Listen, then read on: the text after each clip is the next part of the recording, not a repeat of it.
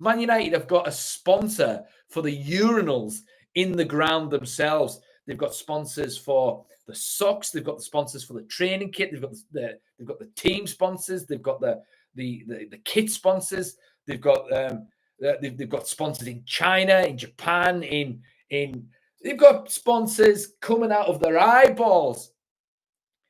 They've got too much cash flow. Plus, also, they've got 3 brand new kits coming out every season that they charge £100 for.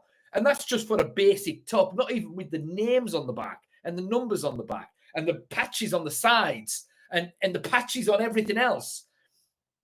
They've got all and every other bit of merchandise that they sell all around the world, plus a global fan base of about 300 million fans. There's no way that team, that club, is running out of money. And I haven't even mentioned the Premier League money that they get. And they've just had a massive run in the Europa League. They'll have got a few quid from that as well.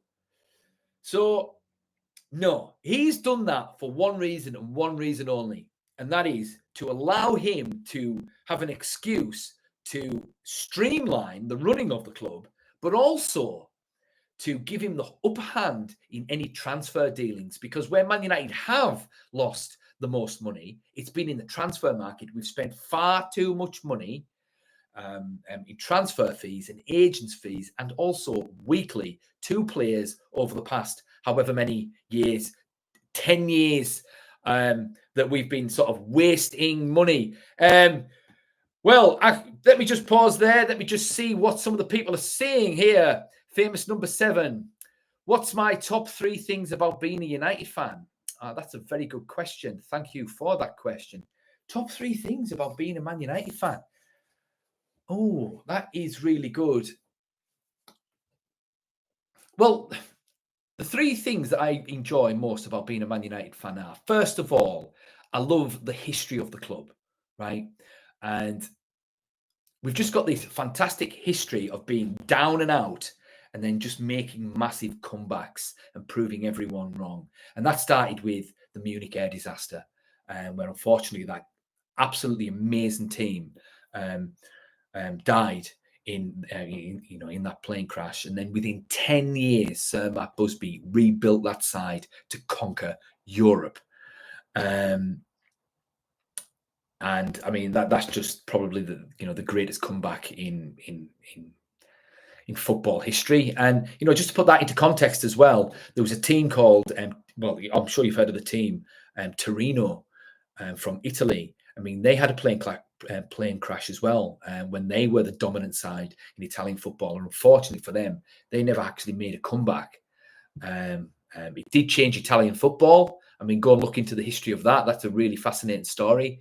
But the reason I'm bringing that up is that Man United were able to make a comeback after their plane crash and go on to be this fantastic team. And we seem to keep on doing that.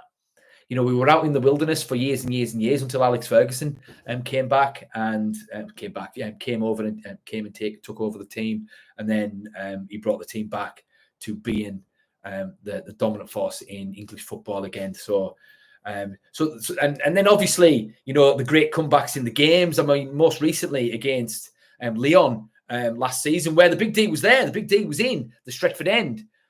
So that's just one example, and probably the most famous example of a great comeback for Man United when we play games was obviously the 1999 Champions League final as well. So that's one of the things that I enjoy about being a Man United fan, but also the players that we've had. We've probably had the best players that English football has ever had in the league.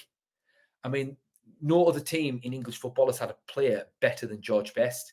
No other team in English football has had a player as great as Sir Bobby Charlton, and we've had massive characters as well, like Roy Keane and Eric Cantona. So, I mean, they call it the theatre of dreams for a reason.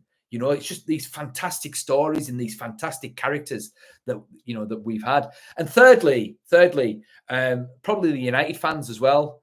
The United fans are just absolutely fantastic. I think they're absolutely hilarious. All the songs that they sing, and you know, the great atmosphere that there is in all the pubs and stuff around the ground, and in the stadium as well. It takes a lot for the Man United fans to boo the team, and they just seem to have a good sense of humour as well, unlike some of the fans, you know, without naming any names. So those three things really, famous number 7. But let me know what your favourite 3 things about being a United fan are as well.